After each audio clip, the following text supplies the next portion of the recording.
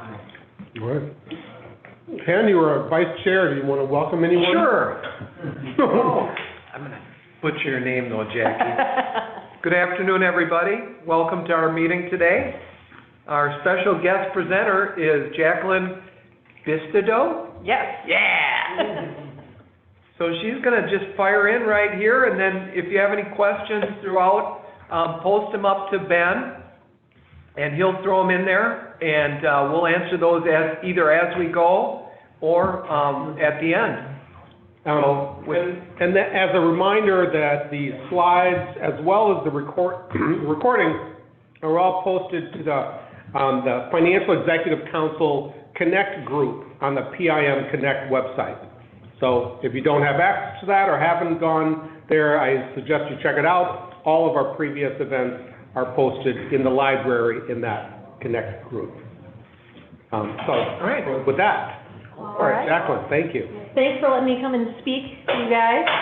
I've been with Carlson here for almost 11 years, and I got involved pretty early on with helping with the costing studies with a lot. So with that, kind of agenda today is kind of just talking about strategic costing review. Then one of our common tools that we use to do that is the budget hourly rate and then just discussion. So feel free to ask questions or chime in. I think, as I understand, I'm here to lead discussion. So strategic costing review, it's designed to increase and understand your cost structure and inevitably then how it affects the profitability throughout your company. A lot of times you get gut feels, and you have this gut feel on how things are doing or and whatnot, but it's really to help quantify a number to that gut feeling to make strategic decisions then. So, the review is the ability in identifying, accumulating, measuring, analyzing, interpreting, and reporting your cost information. So to do that, though, there are different strategies to get to that same end result. So I guess the kind of question I would ask to you guys is, what different strategies do you find that you use to help quantify these costs? For us personally, we just use the old Blue Book numbers, and we kind of tweak them as our overhead changes and try to revisit it. And a lot of it is gut feel. It's like, we just aren't competitive in that arena. So let's say we got a large folding job, and it's like, we're way overpriced, and why? Well, it's because there's 20, 30 hours of folding, and so we revisit that, and then we take a look at it, and then try to figure out where the market is. So the old Blue Book, that has not been published in quite some time. Is that an issue, or by taking numbers from that aren't? To be honest with you, we're capturing pretty much all our costs in that. Plus, we're employee-owned, so there's another tangent in there, too, of repurchase liability, so we throw that, because to us, that's an overhead concern, too. So that is built into our methodology. Can you guys annually look at your cost rates based upon, I'll say, your projections or your financials every year? We do not. You do not? No, and that is something that, with this, it gets back in the front of our vision here, and it's like, okay, maybe we've got to do an annual, semi-annual, or by department and pick time frames. So every quarter you look at, say, pre-press, then the press room, then the bindery, then our shipping, and kind of look at that on an annual basis, but divide it up so it isn't so overwhelming. But you must have rates in your system that you're using to bid and quote jobs. We do, yes. Yeah, and those are coming from somewhere. Well, the old methodology back then, and then we update them when there's payroll changes, or if we see changes in some of our overhead. So if our property taxes go up, then we'll tweak it like that. Or if we have rate increases with XL Energy or Centerpoint Energy, then we have to look at that, see how it affects us. I think what we see quite a bit, not to take away from your presentation, Jackie, but trying to get a round table going here a little bit. What we see with a lot of companies is they sometimes say, well, we don't care, we do care what our costs are, but we don't really care because we got to price it according to the market. Mm-hmm. And then they're not really sure where they're making money or not making money, you know, definitely. within their company. We had that a few years ago within our costing rates. There are all these fake markups and markdowns to adjust to a market, Yeah. and you really have no idea what your costs are then. So a couple of years ago, we just kind of scrapped everything and started over, and just purely based on cost, tried to reassign rates by, for each cost center. And I think it's given us a lot more visibility to where our costs are going, where our costs are coming from, that kind of thing. But who knew it, a few years ago? Because it was, here's some cost, and you mark it up 20% because we think we can get it, or mark it down 15%. We did that too. That's not uncommon. You talk about what the market bears, and that's the truth. Say, well, for folding, because it's 20 hours, we're gonna go in at a 20% discount. But then you get lost, Right. because it's for that one, it's 20%, but here, you're marking it up 10%. It's easier when you peel the banana back and kind of get down to the nitty-gritty and figure out what that true cost is. So that's a great way. And that's really what Jackie, I think, is talking about. And later on, I think you're gonna show an example of a template, and, everybody's got their way of calculating this, but I think sometimes people, when they hear cost rates or BHRs and things like that, they think we're concerned about their work in process being accurate at month end. Well, yeah, okay, that's part of it, but a bigger part of it is how to use this tool to make some decisions or to change some things. Mm-hmm. So, okay. Some kind of things that you briefly touched on and going in there is the different areas that once you dive into those costs, what can you do with that data? And that data is going to help you improve, your pricing and your costs, but really it's more than that because the market's market. So then it's focusing on, what job should you be going after, because they bring more to the bottom line than the other job. Your equipment utilization, labor break even, and other benefits. So I guess for those of you that do have or have done a costing study, I guess, is there a specific area that you typically use it for? Kind of mentioned pricing. Mm-hmm. Profitability. You want to see what jobs, like you said, are more profitable than others, and what customers are more profitable than others. And those are the ones you want to focus your efforts on. And I think a lot of print organizations now, or been this way for a while, they've got underutilized capacity, right? Mm-hmm. Whether it's in their building or their equipment. And those are hard things to deal with because most people treat those as a little bit like a fixed cost. We've got the building cost, we've got the equipment cost no matter what, but at least this helps highlight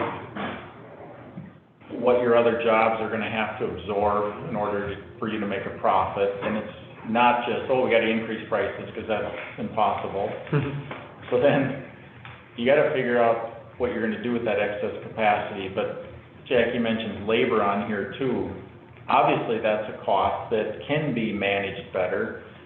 And I think this study does help highlight those areas as well. Because you want your people, everybody should have a standard for their people chargeability, I think. I don't know, do you guys have that? Like, you want your people to be 75% working on jobs or something like that? For utilization targets, yeah. Yeah. And if they're not, and they're at 60%, you're not gonna make money. That's what I think this helps highlight. So we can kind of go into these different specific areas that this tool, or just kind of going through the motions of the costing review, to really dive into and open up the eyes to the details of what builds up that cost. Pricing, we touched on that. And for the PIA, they had a management alert and talked about the 3 C's of pricing. You have your customer and making pricing decisions and to account for customers' demands and their price sensitivities. You got competition, what is your competition doing in the varying degrees? And then their 3rd C is cost, and pricing decisions must start with knowing your costs. How often do people increase their pricing here? infrequently. Yeah, infrequently, and it's kind of ad hoc, I guess, depends on. Yeah. And by the way, we have people online. We do, yeah, but that's a little bit of a question that's on the edge. Sensitive, yeah, I understand that, but the reason I brought it up is because I often push that issue a little bit with clients, is saying, okay, and everybody's scared to increase prices because they're afraid of losing work, right? Mhm. So I always get feedback that, well, we're at the top, we're where we need to be, we can't go any higher, but I don't know, I think it's okay to challenge that once in a while. And what we're starting to do is, when we can, at least if we have enough information, look at jobs we're quoting even for specific customers and try to look at, all right, here's what we quoted and what rate we went in at. Did we win it or lose it? And kind of look at the history of where we won things and where we lost. Does this price really seem like it's a matter, or do we win some up here and win some down here? So that's kind of helped too, and at least on certain customers know how price sensitive they really are, or how we compare. So this is always a fun question, what percentage of the jobs do you win that you quote? And I don't know if you keep Like track. a hit rate type of thing? Yeah. We have kind of two divisions of the company, so there's a split between the two, but we do kind of track that. I mean, you have a target you're trying to shoot Right. for, right? I mean, We do as well, but with our estimating system, sometimes the versioning skews your number. That's tricky, yeah. Or if you have a wide range of quantities, I think we can do 5 quantities. So if you have 10 quantities, that's really 2 estimates for the same job. So some of the stats can be skewed. Mm-hmm. But like Carl said, it's, you look at that, and for us, with customers, we know the ones that are price shopping. And those are the ones you're trying to find, what are we good at? For like a 6-page brochure, that's our wheelhouse. Whereas when you get to like a larger brochure or some of the larger quantity stuff, we're not competitive because they're running it, half web or something. So it's a balancing act, but it is good to review, and we try to do that with our customers. and you always looked at why you didn't get a job too? We try to ask our sales reps to bring that back to us if they have a good enough relationship to understand why, or at least the pricing. Yeah. And one of the things I've found when doing these over the years is sometimes there's just a complete disconnect between how they estimate it Mhm. and then how you go back and figure your costs. And I do think those need to jive, because Good point. when you have, kind of mentioned when, someone's got a fully depreciated machine and they're basing their rate off the fact there's no depreciation, well, you're not looking at replacement cost or anything of those down the line, you're almost pricing yourself out of it. And then you would have people that would estimate off, you have 2 machines do the same function, one's newer than the other, you find that they estimate it off the old machine, but it's really gonna get run on the new machine. Mhm. And so one of our recommendations is you don't have 2 different costs in there, you treat those as one cost center We shut with down one rate. We shut down one cost center because everyone says, well, run it on that press. Well, that's not that efficient. We're trying to run things there. So we shut down that cost center, like you said.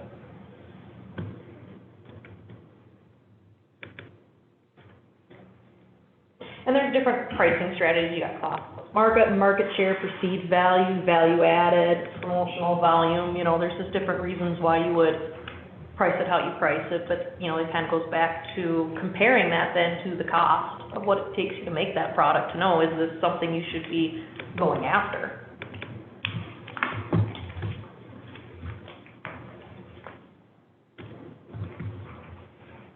And then for you guys, who, when you do price changes, you kind of watch then, or, the market to see how that affects either the win rate or the sales?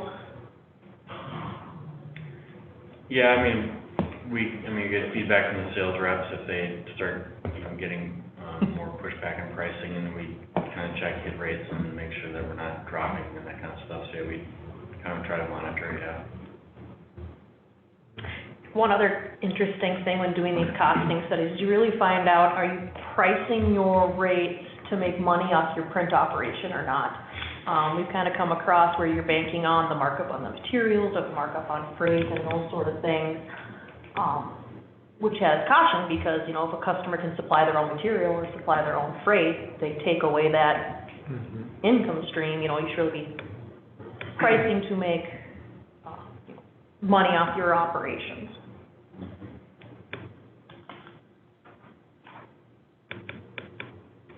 Area we kind of touched on, equipment utilization. Again, you probably have that gut feel of, yeah, that piece of equipment isn't running as much as it should be or could be. But then with doing these studies, it's really then putting that, the dollar amount of what is that costing you, or what's that opportunity there. Yeah, these cost studies aren't, I've always said, obviously they're not an exact science, right? I mean, but it's a tool that I think helps understand what's going on in your company a lot more than just winging it a little bit. I do think a lot of companies wing it. I mean, I've always given the example, if you did your budgeted hourly rate study based on your projections, but you only had one job next year, right? Your rates would be enormous because you'd have to absorb all your costs. So I would like to run them too at what's the ultimate, I guess, costing structure. If everything was running perfectly, this is how it should look, and this is what your cost rate should be. But in reality, they're going to be something different because of the absorption. I don't know if you know where I'm going with this, but and you should be striving for, well, this is what it should like, but this is what it looks like today. And I think what it does is it highlights where you got to make changes in your company in order to get to the rate that makes sense. So you're saying you calculate a rate based on optimal utilization and then based on actual utilization? A little bit, because the example I just gave you where, and it's a stupid example, but if you only had one job, right, you'd have these enormous rates, and that doesn't make sense. You couldn't sell it for that. But if you're running underutilized equipment or space or anything else, your rates are going to be too high as well. Right. So you really got to look at it like, what should they be, or how much sales should we have? I mean, I think it helps really highlight where your problem areas are, not just how to price it better, but how your cost structure should be different as well, because the market is the market, so your rates might say one thing, but they may be misleading, right? And so, yeah, I like to run them at, okay, what should the company look like based upon the overhead we got? And that's where we also recommend kind of looking at industry standards and things like that, because we've run into people being over-optimistic about, oh yeah, they're going to be 90% utilization, Sure. and now your rates are too low because you're just not being realistic of what's... Sure, any downtime. Mm-hmm. What we're trying to do with the statistics that we get, and you're only as good as what's input, but we're trying to refine our standards. And by refining our standards, then we can understand in the real world, we've got this machine rated at 10,000 sheets an hour. In reality, with all the data we had with downtime and stops and starts, more towards 7,500 sheets an hour. So let's get our utilization or our standard there, and then estimate from there, and then we can hopefully come up with some good pricing. And then you can tweak your pricing, you know, if you have to run it up a little bit higher to recapture that spread from the 2,500 sheets that you thought you were getting, and at least understand more of your costing. Yeah. And get a better chance of making some profit. It's a great exercise, it's a great tool, but I think a lot of people ignore it a little bit because it is confusing and it's not an exact science, and people want an exact science. But, you know, another example on the other extreme, when you say, well, we try to look at our customers and our jobs and see if we're making money or not. Everybody does that. I remember one of my clients came back and it was their biggest customer, and their job cost report showed they were losing a ton of money on this one customer. And they were debating about, maybe we need to get rid of this customer, right? And make money on the good customers, and they were looking at it all wrong, of course, because, of course, this one big customer was paying a lot of bills. Cash flow. Even though it wasn't job cost profitability, it was a good customer still. Mm-hmm. And they, I think, almost made a horrible decision, but they just didn't understand what they were looking at. And if the rates in the system are set up because they haven't been updated or they're just not true rates, yeah, of course your job cost is gonna look terrible, but it's misleading. Mm-hmm. And that's where you can usually use this tool to run a second scenario. Yep. You know, if we take this $1 million job out of the equation, what does that do to our rates? What's left? Mhm. Same thing with, if you do have that piece of equipment that's underutilized, looking at, is there a way we can either utilize that more, or should we look at outsourcing that specific piece? Good And what point. does that look like? Yeah, outsourcing's another good consideration. Or vice versa, not, you Yeah. know, or stuff that's outsourced now, should we bring it in and invest? Yeah. Mm-hmm. Because, you know, bringing it in is gonna add those value-added sales. So at what level, Mhm. you know, does it make sense to flip that switch?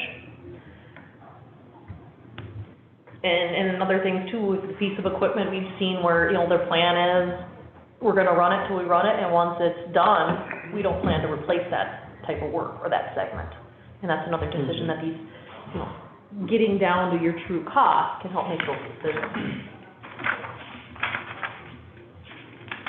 Say, maybe, Ken, it might be a good idea right now, I mean, we've got people online, and just to interrupt Jackie a second, for the people online, I mean, you signed up for this with maybe an idea of what you wanted to get out of it, or some questions you might want to ask, or what you're looking for, and maybe we're not covering that yet.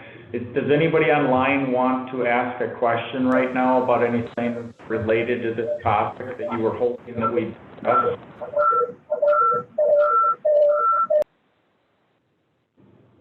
Maybe not. Well, I'll just say, please do, you know, I want to make sure you hopped on here hoping to talk about something, and just please bring it up. We're gonna keep going through our presentation, but, we'd like to address everybody's questions. And even afterwards too, I'm happy to answer any additional questions or things, or, you know, things specific to the BHR if we don't get to that point. Probably one of the biggest areas is the labor utilization, and point being, that is one of the more flexible areas that you can adjust. You know, what if your utilization was better? What does that look like? Is employee efficiency at an appropriate level? Are you estimating it at, you know, 1 hour amount, and then in reality, it's either taking more or less hours, which, you know, is where's the disconnect then in those amounts? And then going back to running scenarios, you know, well, how does overtime affect you? What would happen if maybe instead of having so much overtime, we pulled in temp help to help in those areas, or adding an additional shift? And how does that affect the bottom line? I've seen Jackie do this with a template that we haven't showed anybody yet, but it's, running these what-ifs. And it's pretty easy to do, right, because it updates things automatically, but you can do those things like, well, let's add some people, take out some people, more overtime, send things out, and it changes the numbers more dramatically than you think, and it's kind of an interesting way to look at things. Because labor is, I don't know what you guys experience, but to me, it's the hardest thing we see inside a lot of companies, and it's the hardest thing to manage, isn't it? Mm-hmm. Or control, I should say, you know. Got a great example. Right now, we had a fella on our press, his brother passed away. And we have another individual who's his feeder, who's having some heart issues. So both of them are gone, so now we have 3 shifts on that press, so now we have 2 shifts going 12 hours, because we have enough stuff to run. So now we're paying overtime, plus these individuals are taking either bereavement time or vacation time. So now you're paying, you know, and so those are hard to control, because they will be back, but in this short time, we're gonna be paying a lot of overtime just to get things moved through the shop. And that's where we're looking at maybe, does cross-training make sense, and how can you utilize those opportunities? Especially if you're in an industry or a company that has seasonality. We see that too, with how do you manage your labor for those 3 months that you're extremely busy? Can you find the temps? Sure. Can you, what can you do to have this person be only utilized at 60% the remainder of the year because you really need them for those 3 months? And That's a great point. We see that a lot. I'm sure you guys have your seasons, right? And it's easy to make money during those times, but then how do you lose less in the not?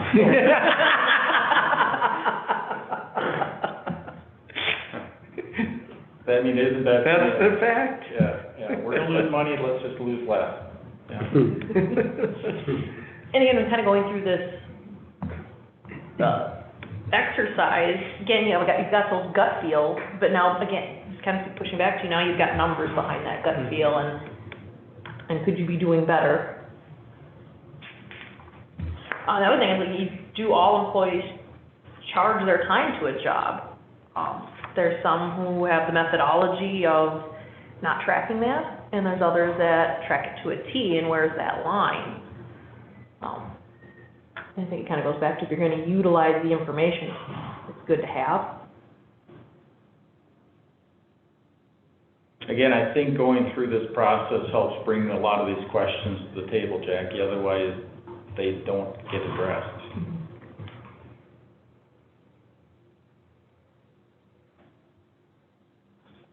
And this also works into your labor plan. Is the sales that you anticipate to have match up to the labor you expect to have? Sometimes seen it where they're over-optimistic on the labor and how efficient they are and the utilization, and then they got the work in and you're scrambling. Or, what you end up doing is the overtime. And then vice versa of over-optimistic on the sales volume, and now you've got people sitting because you're not utilizing them. So it helps, I think, coordinate that plan of what you would need to accomplish that goal. Can you mention that you don't look at this every year, you don't really do a cost study every year? And I don't think that's unusual, a lot of people don't. I think people should, every It's on year. my list. Yeah, and I think the way It's in front of you. we think it's helpful is if you ran the cost study based upon last year's actual results, right, Jackie? That'll tell you one thing, okay, this is what happened last year, this is what our rates would have been, based upon what happened. Then you run them based on your projection. So now you've actually got two different answers, right? And now you can start seeing how things have changed just based on what changed from year to year and what you're planning to do. And then, like I said earlier, I also run it based upon, okay, what is the ultimate we're trying to get to type of thing. I don't know, you almost do like 3 versions, but then you can start playing games with it.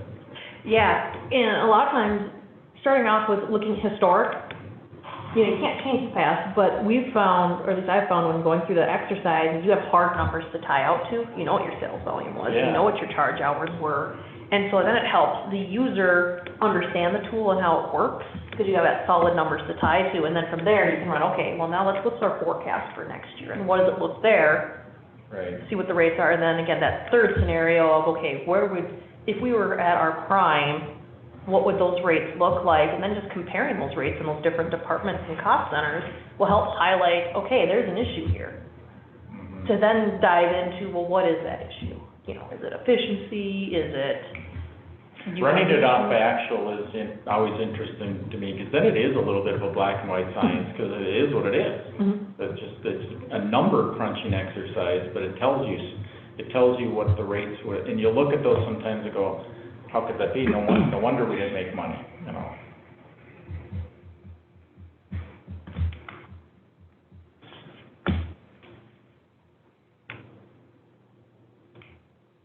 another one, the break-even analysis and profitability, really knowing which customers and jobs are the ones that add the most to the bottom line.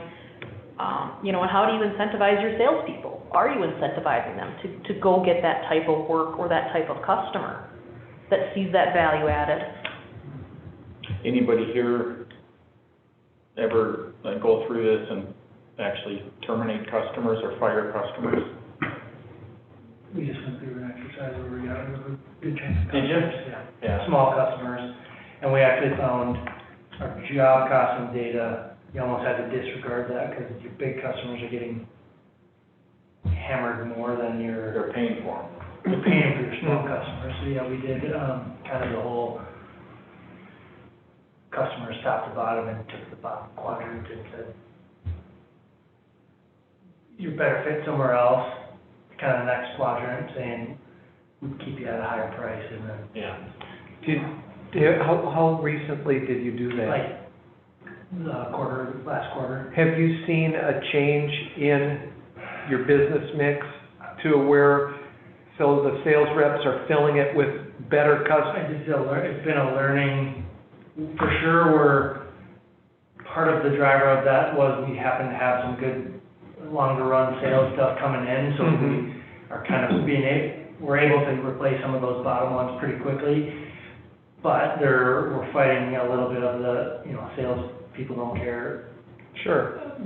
Dollars are dollars for them, so Mhm. I would say we're trying to evolve a little bit in that direction and kind of align both, you know, how we're targeting our salespeople with also saying, hey, if this isn't the kind of customer we want in the future, why would it be the kind of customer we want right now? You know, so kind of aligning the company towards that direction. Has it changed some of their behavior on, so let's say they have 2 customers, Yeah. for example's sake, and one you're saying, stay away from them, focus your time on this customer. Have they I think improved it's sales? improved some behavior, like, and I think we're seeing it a little bit. Again, this is kind of like month 2 or 3, so I'm still doing Sure. the whole, I happen to be the one that sets up new customers, Mhm. so I get to be the one that says, Joe Schmo, who, you know, is this really a X dollar opportunity? Because that's kind of the new threshold. Oh, okay. And if it's not, then they're not gonna get Instead set of up. a one-hit wonder, Yeah, right.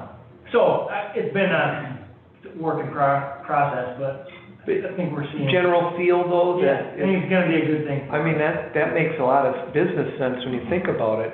But then, cycling back to what Mel said, is you still have customers that are generating that cash flow. And so we've seen that where some of our better customers are a little slower to pay, so sometimes you need these ones that are quick payers, you know, like a credit card payment or something, that can kind of fill that cash flow gap. So Yeah. that's a balancing act that we're trying to look at too, but that's a great idea, to look at your customers. Our experience, so we're tracking labor to jobs, but labor, we're not tracking like our accounting, accounts payable, accounts receivable, or account management isn't getting tracked to jobs. So they spend the same amount of time billing a $100 job as they do a $10,000 Sure. job, but that's not being captured anywhere to like show. Mhm. But we've also found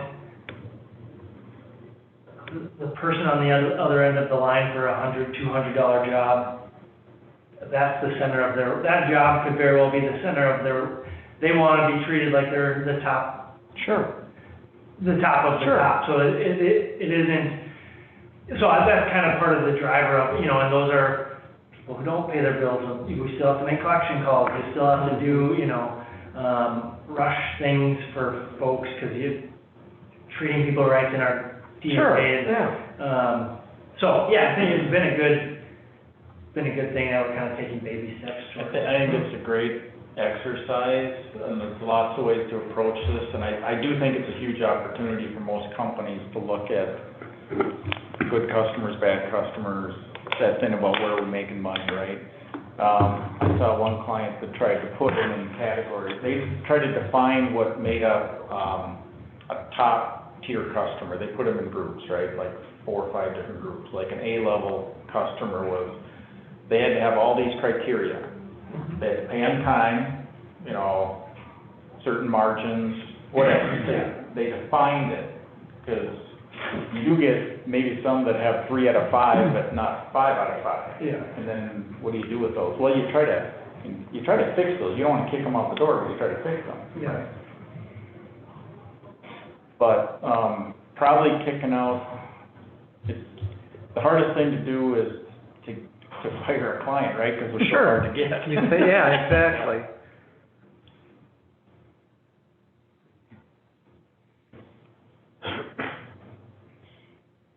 And then with these studies, also knowing, where is your break even and discounting? How far can you discount before you're at that point of you're not covering your costs? When we do the BHR study, we kind of break it down between you get your direct labor, your machine, and your sales and overhead, and those different components of what your all-inclusive cost is. Because you may make strategic decisions on losing money on a specific job or customer, in the hopes in the future of either getting the right type of sales from them or the quantity of work from them. But it's knowing then what are those thresholds then. Yeah, I don't know how people do that now, but I'm sure everybody has a salesperson that comes back from a customer and says, hey, we got this job, we just have to discount it 7% and it's ours, right, or whatever. I'm sure we all, and how do you guys make those decisions? It's hard. Sometimes you're winging it, right, but. Yeah, those are the ones where you really understanding your variable costs. Where if we're sitting empty, Right. Sure. we take a 50% discount and still be able to pay our people and Yep. a little bit of the life. Yeah, generate the cash flow. Right. Provided you can cover your material costs plus Right, your markups. Or that you don't set up unfulfilled expectations in the future Exactly. That's the today's biggest- customers. I think that would be biggest problem is when you do want to bring in that piece to fill in open space, that becomes an expectation. Yeah. And when you get expectations like that, then it's hard to undo those. I don't think so. Especially if you have that seasonality, it's like, how do we fill that slow 3 months? Sure. Something, it could be better than nothing at that point, and then, Exactly. expectations is. But then, so we had a customer like that we were discounting, and our agreement was 3 to 5 business days, paper supplied, we print for them. Then the expectation when we were slow is all of a sudden you're turning it in a day, and then they come to expect that at that discounted rate, and then it's like, sorry, we can't. Yeah. I think we ran into a similar February, whatever, earlier in the spring. We did something like that where it was go out, we can be more aggressive on this type of work. And we got some work that then, of course, slides in the schedule right into the month, out of the You're month real that- busy. Yeah, out of the month that you wanted it in, into the month that Yeah. you were not wanting it in. And that'll kind of go back to happens. that overtime. Typically, the Sure. job that they're working on when they're on overtime was not the job that caused them to be on overtime. Usually you're right, yeah. And then going back to, are you incentivizing your salespeople then to get the right type of work?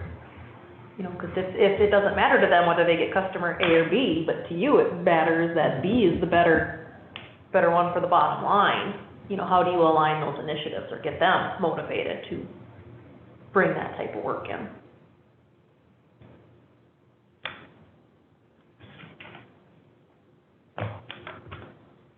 Other benefits,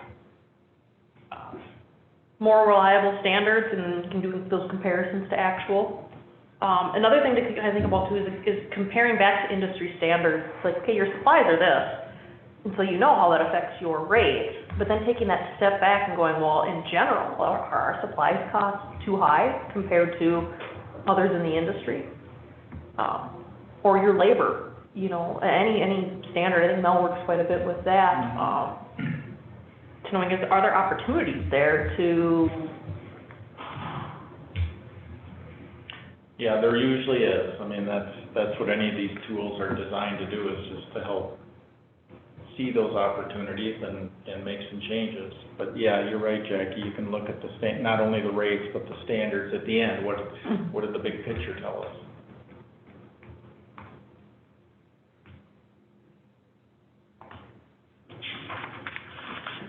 Were you gonna save some time to at least throw up the template too, just?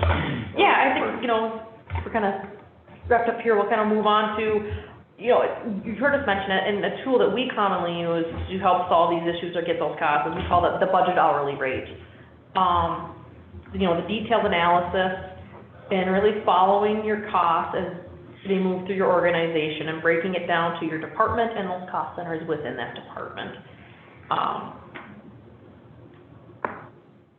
So it's the process of driving that data and then looking at things at an all-inclusive rate. So then for each cost center, you include some direct labor, equipment, supplies, and then also a portion of the sales and G&A that goes into that too. Not a perfect science, but just making sure that all your costs are covered through those activities on the course of the year. These are some screenshots of the template that we use to do that. And like I said, it's breaking down things between the different departments. And then further down, we have a level where within those departments, it's the different cost centers that make up those departments. And from there, it's what do you sell that cost center for times the amount of hours that you have to get what your value-added sales. And how we look at it is we take out the materials and the outsourcing because that's a cost that you directly pass on to the customer with a markup and markdown. So we're really looking at your operations. Jacquelyn, you mentioned, did I hear the word BHR study? Is there a study that we do in the industry around BHR or not? I thought I heard the term. Well, I think, Jackie, we use that term, that's what she's talking about, right? This is, it's a study, it's an individual company study, not a grand right, study. It is. And this is just the tool or the model, and there's several ways to do it, and I think every company probably has something similar that they're identifying their cost centers and then going back and allocating all the costs in their company back to the cost center based on a bunch of assumptions, right? Of utilization and what makes the most sense. And I think whenever we do this and we load in all the costs and we get down and we say, okay, here's what the rates are, the first time through, it's like, that doesn't make sense. Like, we can't sell it for that, or that's too high, that's too low. Then you gotta go back and massage things. Because you're going to have some pieces in here where you have to have that service, right? But you're going to lose money. It looks like you're losing money in that service, but if without that service, you probably wouldn't have a bunch of the other. You wouldn't be able to sell the other things. So it's a little bit of common sense, but again, I think it's a great exercise because you're really going to learn a lot about your costs. Instead of thinking you know what's happening with your costs in the companies, this forces you to kind of truly understanding where your costs are and where you're doing well, where you're not doing well. And so, I asked about a study, which I was thinking like an industry-wide study, because I could see certainly there'd be a lot of value in if you had X number of companies participate and produce and do this study. And then we obviously not share the details, but learn the best practices of where people were really off, where the profit leaders were, and what segments what was really the components of driving that profit, and where were people really, you could kind of hone in on where those problem areas would be. Anyway. Some of that be covered in the ratios? I hope so. I haven't seen it. I don't think so. No. They're financial ratios. Yeah. Okay. So it's all tied to your income statement Okay. and balance sheet. Okay. I remember there used to be a book put out, maybe you're talking about the Blue Book. The blue book. Yeah. Yeah, that used to be a pretty thick national book on what you'd sell a 6-color Heidelberg press for, Yep. that kind of thing. I still have it. Do you? So, because I'm on a committee, what's why I brought that up, is we were just talking about that at the national level. I'm on a committee and a task force that we're looking at, how can we bring that back? Well, And what would that look like? I'm just looking at Jacquelyn's spreadsheet here, and I have something similar to this. I didn't get into some of the indirect labor, I just have the totals, and I allocate it based on square footage. But I'm seeing that some of that's, allocated in a different fashion. Yep. So it's all to get to the same number when you boil it down to it, but I like the way this is laid out, because now you can visualize your plant, and you can say, what really does it cost to be in, say, the bindery? Well, Jackie, maybe you've got, I don't know what you've got behind this, but there's a lot of sub-schedules behind this. Like, can you go to a labor schedule where you actually allocate a person's time between different cost centers? Yeah, so how we, there's more than one way to skin a cat. So this is just, our preferred method, what that seems to work for most, and we do customize this depending on the situation, and non-printing, manufacturers too. Sure. So how we choose to do it is, a lot of this, you'll see that it's connected to a labor schedule, and what that is that is a separate schedule that works in conjunction with this one that we do have. Anybody who charges time or has, direct labor, I can pull that up. Yeah, pull one of those up. So what that is, it's the detail behind it. So in your department, you've got your person, you've got what their rate is, what percent of their time is chargeable. So this printing company has a lot of Minnesota twins working for them. They must not be in Minneapolis. They gotta do something in the off-season. Yeah, exactly, they're not getting paid enough. If they're a full-time employee, in a sense, they're available 2,080 hours. Well, now, how much overtime do they work? And how much vacation and holiday do they have?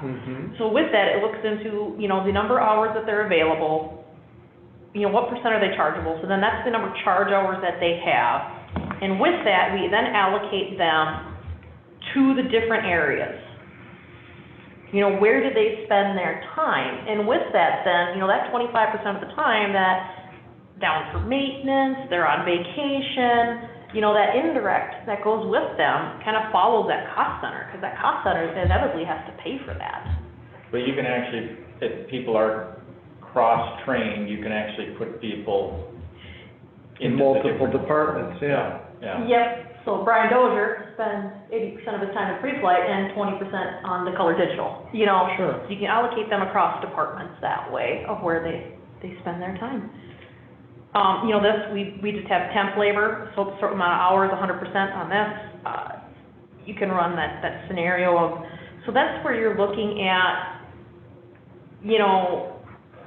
if their chargeable percentage is more, so what do we do with their overtime? If we took all these people's overtime away and we decided to just hire another person, but in some instances that's not possible. The machine can only run, and so this schedule then should tie out to either what you're going to budget to pay people or historic, and this feeds into then the summary schedule, which takes information from the labor schedules as far as your direct labor, the vacation, holiday, but then also adds all your other P&L costs. And we have it where you can either, you can spend a lot of time chasing costs down at the specific cost center. So if you know that information, you can put it in. And if it's something that you just want to allocate plant-wide, like your overall plant manager, in this example, you put him in up here, and he's allocated based off of the value-added sales volume. Thing is, the more you use this, and it'd be like doing your budget every year. If you did this in conjunction with your budget every year, you're going to get better and better at it. Every time you use it, you're going to learn more, and you're going to change some assumptions. You're actually going to probably come up with some recommendations to change something to your company. So the first time through, it's a little cumbersome, but it's like anything else. The more you use it, the more it makes sense.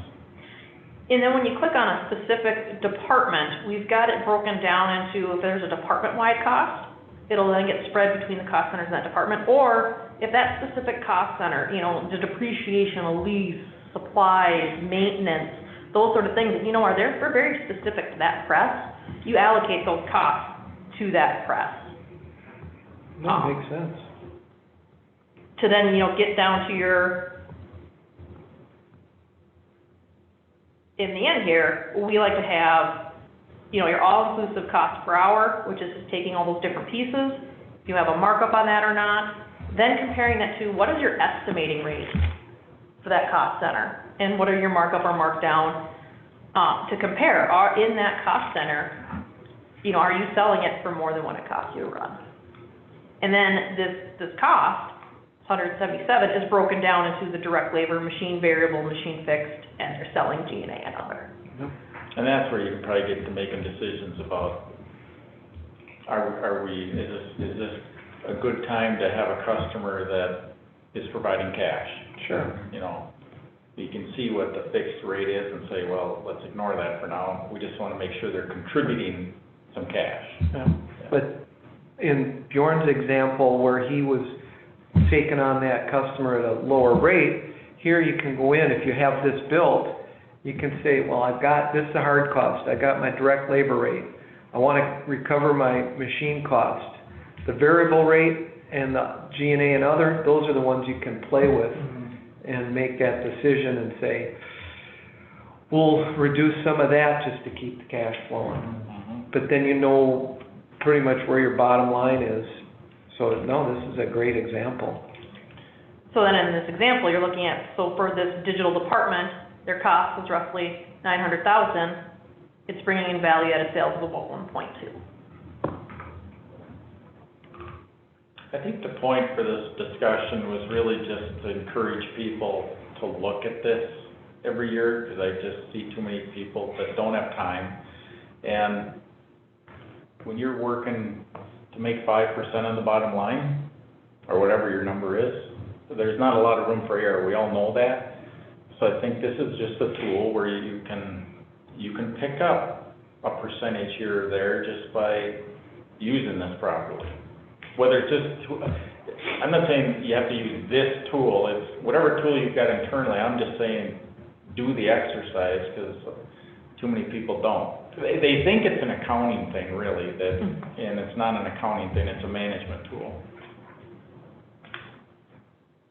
So yeah, the common misconception, it's just an accounting thing. Too complicated, overwhelming, and it can be when you first do it, but I think after you've gone through that exercise or come up with the methodology, from there you just tweak it to your needs. Update it, yeah. And update it. Well, with something like this, so let's say these are, you have access to this, even a screenshot of that, then you can get your mind's eye on it and decide what's really important cost to you, and then you can create your own. You can, oh yeah. And one thing we'll do then is we'll tie this back out to sometimes a depreciation adjustment. The depreciation that's in your budget or forecast or, some use tax doesn't necessarily match to if you got that fully depreciated machine or what's your replacement value. Rent could be if you own your own space. Rent could be arbitrarily on the bottom end or the high end. For one reason or another, but really you should base your rate off of more of an average or the realistic, what would rent be. Pulling out your materials and outsourcing to get down to what your total costs per your financials are. Jackie, before people just start throwing numbers on the paper though, whatever tool they have to use, I know when you go into something like this, you spend a lot of upfront time talking about the cost centers. What are the true cost centers in the company? What should they be, right? And spending some time on that, and then I think too, how do you price and quote work, and because you want to customize the tool around how you operate, right? And that's sometimes where I found like that disconnect between, okay, you have your cost and you got, what's the cost that's in your system, but then you do that fun, well, we mark it up here, we do this, and then once we add our materials, then we do an overall markup of this or a markdown of that. And so some of it is interesting to even come up with, the simple question, well, what do you sell that cost center for? Some had trouble answering that question because of the ups and the downs to kind of get to that answer.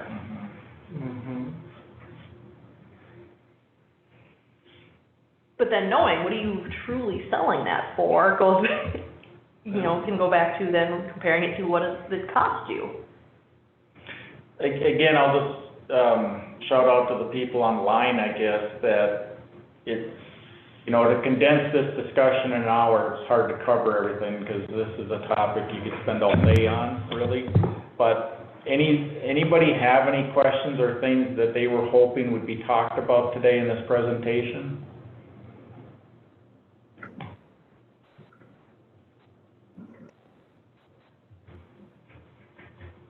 No? Okay. Yeah, and I just, some other, I guess, had some notes on some of the, as I've come across these, or the eye-opener, or sometimes a company's done this in the past. Their prior controller did it 10 years ago, their controller since then has left, so now you've just kind of arbitrarily marked it up or followed that without, accounting for changes in the company. Prior person did it.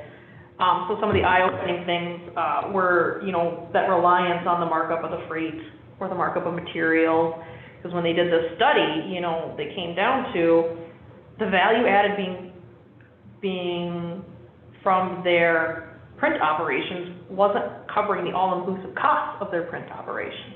So they were reliant on those other factors to make a profit. And I think it was kind of that eye-opener. What happens if somebody starts comparing what our shipping versus competitor shipping is, or versus what I can do shipping on my own?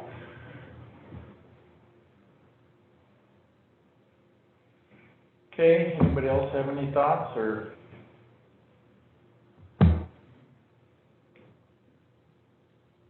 Was this a little bit what you guys were, I don't know, hoping to discuss today?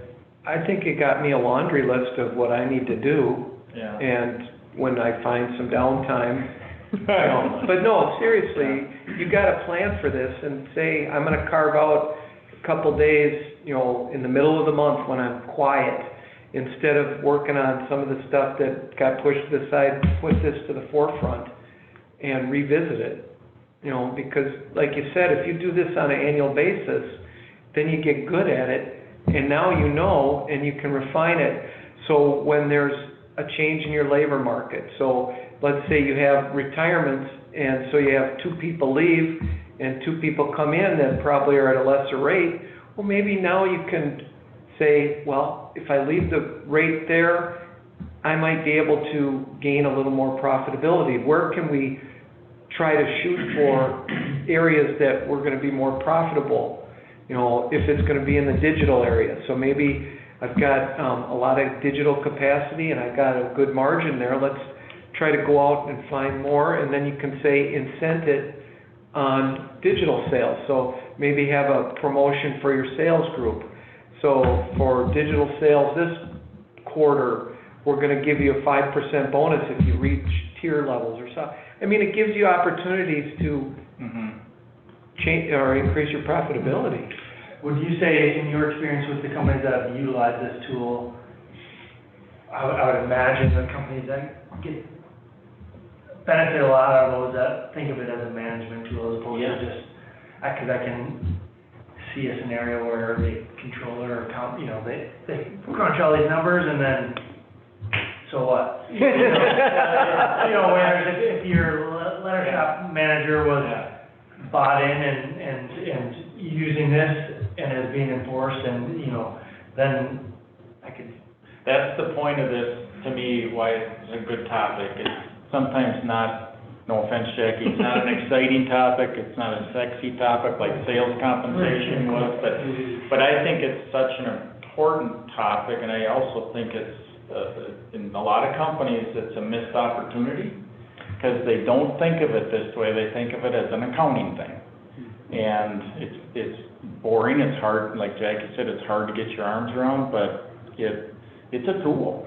So how long, when you work with someone, Jackie, how far away are they from being able to feed these numbers? How much time does it take to kind of ramp up my data gathering to be able to feed that? The hardest part will probably be the labor side. If you are a company that's already tracking and does well with having your employees clock in and out of jobs, you can run those reports that you know what their utilization is, you know what their charge hours are, it can be fairly simple. Because that data's there, it's just a matter of running the reports, taking that first round, putting the data in, and then seeing, okay, does something look off? It's like, oh, you look at the charge hours on that cost center, you're like, well, that's no way that's right. You know, then you dive in, and it's gonna vary then on the size of the company too.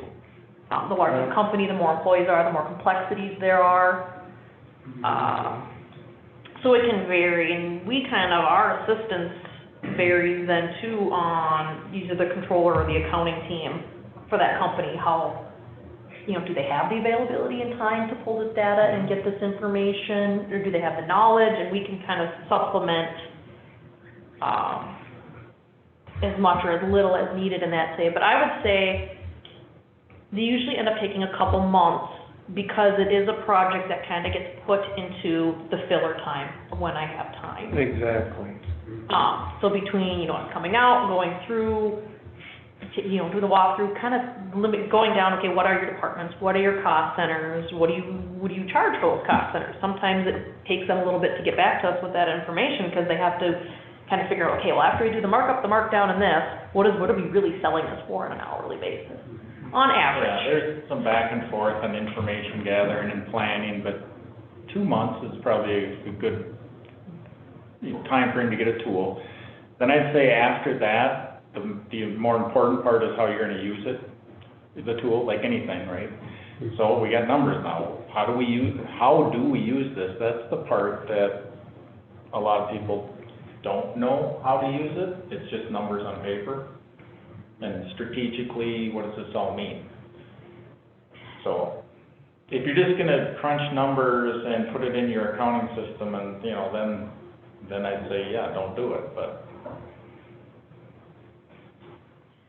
And one reason why we also keep the labor in that separate schedule is you can use this summary schedule to go to your department managers and things like that, and they don't have that sensitive information on who makes what and how much they work. I mean, so is there kind of like a published list of action items or questions that you should be addressing after you have produced this document? I mean, is there an obvious set of next steps?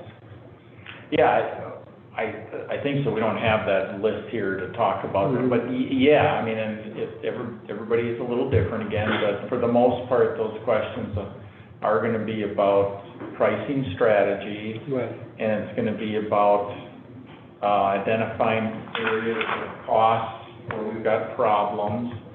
Because you might say, well, no matter how high we price this, we're never gonna make money. And I think, again, it's about, like Jackie just said, if there was, I don't know, pick a department, bindery or whatever, and you could go to the bindery chief or wherever, the sheet fed chief, and just said, well, here's what your numbers are, and, you know, we've got to improve these areas, whether it's efficiencies, right, utilization, repairs. I mean, there's issues that are causing something, Steve, and that's what the tool is designed to do, is for improvements. I don't know, I'm probably not answering your question, but yeah, that's what I said about the important part is after you build it, how do you use it? Right.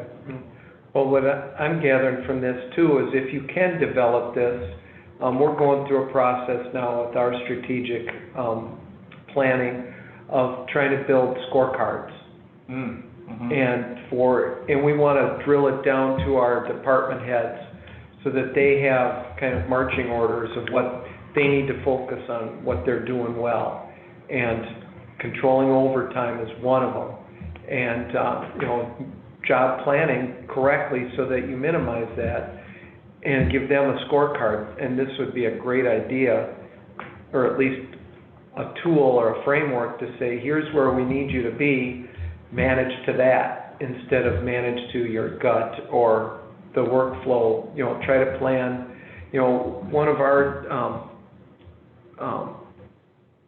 ideas that we're trying to really implement is we want to schedule the work, not the employees. So we want our employees to cross-train. I mean, that's a big initiative for our bindery area is the best, because a lot of these people have skills that you can cross over to maybe folding and then stitching.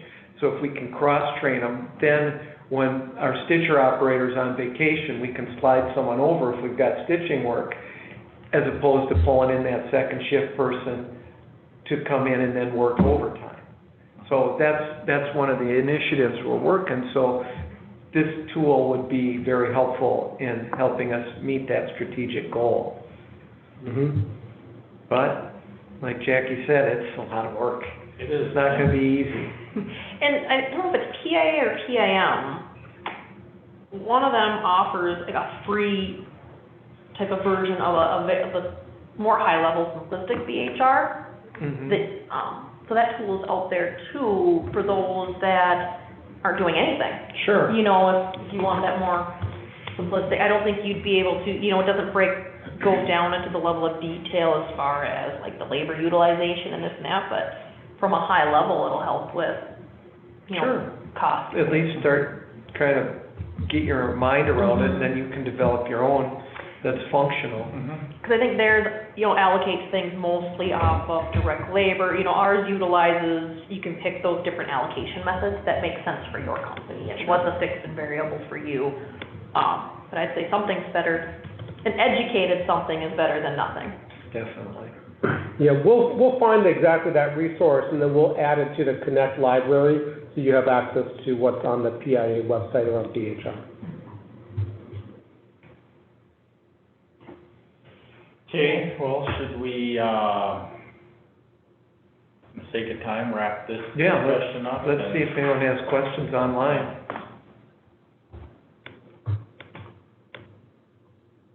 We have people out there, Ben? Yeah, there's a handful, no comments online, and Okay. Then hopefully it open was up. informative, or at least got Questions them, and answers. but hopefully it got them thinking. Yeah, that's the idea. You know, just get some ideas out in front of you, so that you can kind of create some Probably didn't plans. say anything new to anybody that hasn't heard this before, right? I mean, it's a topic that's been around forever, but it is just to kind of remind people how You important forget it is. it. Yeah. Definitely. Okay, I gotta go to the restaurant,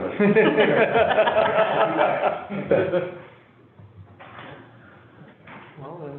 We discussed future topics, we haven't talked about that in a while, so I don't know. No, we had a list, and I can't remember where we ended up on the list, so Okay. between Mel and I and you, we'll revisit that list, and then we'll try to get one more topic. Are we gonna, I assume that October will probably be the end of the year, Yeah. because I assume in December we won't have a meeting, Mhm. and then revisit it come February. There was one suggestion at the PIM board meeting, which was, do we want an economist at some point in time to address the committee as a topic? Okay. We do have access to an economist, and so that person could perhaps, you know, be our featured speaker. Sure. So we can Kind of market outlook. Yeah, market outlook. Remember How the economy affects print and just, yes, Yeah. stuff What like that. was it? What time would be better for you guys? Because you guys have been here all the time. Would it be better if we saw something in October going forward for 2020, or something in February for 2020 and beyond? What do you guys think? I don't know if it matters. I mean, No. anytime, it's always changing, you know, it's always gonna change, so. Okay, yeah, that is true. But that can be one of our next two for sure. Yeah, why don't we throw that into the mix when you look at the Yeah. topics? Yeah. And then we can discuss it and plan for it. Yeah, no, that sounds great. We just made a plan, so. Okay, good, let's hear it. Well, I brought up that, at the board meeting, there was talk of bringing an economist to speak to the group, and I think we're just gonna talk about that. Yeah, whether we do it in October or February, Yeah. because those should be our next two meeting months, because I assume we'll take December off for the holidays, Yeah. because you're right around Christmas time, and people are getting amped up for year end, Sure. so it's probably just not a good time in December, but October would probably be the next best one, and then we Great. can take some time off. And you've got somebody in mind? I do. Good. So, Okay. well, maybe if you can schedule it for October, let's do it. If we can't, then try to schedule it for February and just be proactive. Well, yeah, if you Get can't on get the them for schedule. October, then we should have something else. Then we'll go to the list Yeah. and, that Ben had circulated before. I've got it on my desk in the Yeah. office. Great, Okay. Okay, So, cool, Good. sounds good. awesome. fantastic. Well, thanks. Thanks, everyone, thanks, Jacquelyn. Awesome, All right, thank you. thank you. Thanks. Cool. You got a minute? Yeah. Thanks